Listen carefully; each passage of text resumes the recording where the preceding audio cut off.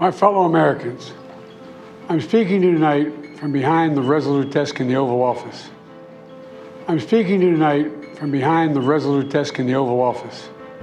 Welcome back to Futurekron, where I share prophetic insights into everything from global events to politics, even the British royal family. In today's episode, I'm giving you a quick update on a prophecy I made just a few days ago, literally hours before it was proven true. Be sure to stick with me as I have some more exclusive insights into what's going on behind the scenes of the Democrat Party and how it will affect their upcoming convention in Chicago this month. In my recent video on good old Joe Biden, I predicted that he was in a nonverbal state, fully aware of what's happening around him, but unable to express himself. Just hours later, Biden appeared on a tarmac with Kamala Harris. While she rambled on with her usual word salad, Biden stared off into space with a slack jaw, clearly far from the state of health we'd expect from a sitting president. This situation has gone on for so long that it's downright criminal. Critics have been calling for the 25th Amendment to declare the president unfit for office. It's fraud at an epic level and evidence of a junta, where an unelected group has assumed power in our nation's capital. But what's even stranger is the fake Joe Biden. They've been trotting him out, trying to convince us that nonverbal Joe is alive and kicking, and that he's willingly surrendered his office. Conspiracy? Hardly. It's obvious that fake Joe is at least 3 to 4 inches taller than the real Joe, with noticeably longer legs. Not one to fall for conspiracy theories, I pulled up some photos from the past to compare the real Joe's height to that of his wife, Jill. As you can see, with 2.5-inch heels on, Jill's ear reaches right at Joe's neck. But in recent videos, fake Joe is clearly a few inches taller. But this episode isn't about body doubles or AI technology messing with the public psyche. Our government does that to us daily anyway. Instead, today's focus is on the relationship between the Clintons and the Obamas, and even the Obamas and the Bidens, which might surprise you. I'll tell you what we can expect at the upcoming DNC convention later this month in Chicago. Before we dive in, if you enjoy prophecies like these that come from the Akashic Records and the source of all that is, or God, be sure to like, subscribe, and hit that bell notification so you don't miss a thing. Now, you might remember back in 2018 when I predicted that Ivanka Trump would be the second female U.S. president in 2028. So who would be the first? I initially thought Michelle Obama, but now it seems Kamala Harris has forced her way into the picture despite being widely disliked and completely incompetent. Congress has even threatened to impeach her if she officially assumes the role. But remember, once Joe officially resigns as president, Kamala Harris is automatically the president, with no swearing in necessary. So in a sense, I guess you could say that my prophecy that the Dems would have their first female president in 2024 has already come true. Also note that I believe that this first woman president would be the worst we've ever had, which actually makes sense for Kamala Harris since she's, well, an idiot. Michelle Obama to me seems far more capable, so this could also be a clue as to how things will unfold, but we'll just have to wait and see. As I look ahead to the upcoming DNC in Chicago this month, it's hard to visualize Harris as the Democrat nominee.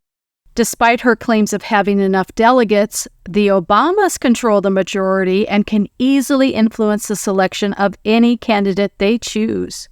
And as I mentioned in my February 14th, 2024 blog post, Michelle Obama has always had aspirations to be the first female black president. And let's be honest, Harris isn't really black, which I can imagine just rubs the Obamas raw. And don't forget about the ambitious Joe Biden, who's been running the show for good old Joe for quite some time. Remember how Eleanor Roosevelt acted on behalf of a wheelchair-bound FDR back in the day? Jill and what's left of Joe have already expressed outrage at being forced out of the running. You can bet that both Obama and the Clinton-Soros teams had a hand in edging Biden out.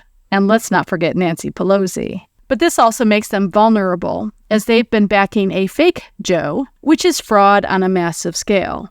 This is all part of an illegal scheme. Some call it a coup. I call it a junta that could send many people to jail.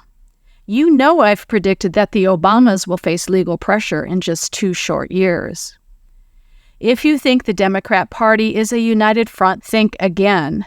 Ever since Hillary Clinton was edged out of the race against Obama, thanks to the superdelegates overriding her hard-earned primary wins, she's harbored a deep resentment. She was even alleged to be behind the fake birth certificate scandal, with the only person who knew the truth sent to a watery grave in a fluke plane crash.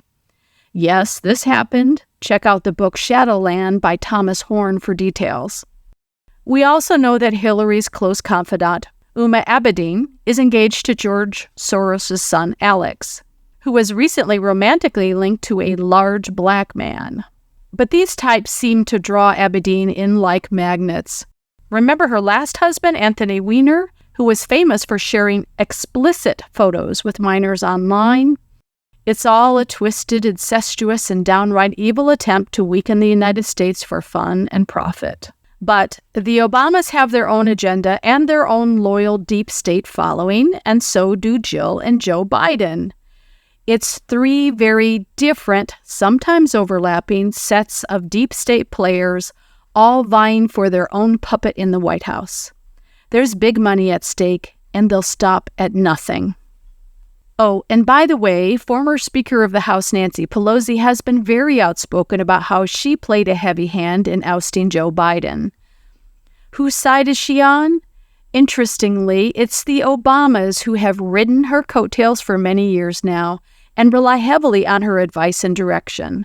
Plus, Michelle would be very open to having California Governor Gavin Newsom, Nancy's nephew, as her VP. Just saying. And let's not forget that former President Ronald Reagan called Nancy one of the most evil people he's ever met, pointing out that she's the child of a Baltimore mafioso. So I guess you can say that she's certainly living up to her reputation, isn't she? So who will the Democrat nominee be? It's hard for me to say this close to the election, which, by the way, I don't even see happening this November. But for now, I'm sticking with Michelle Obama.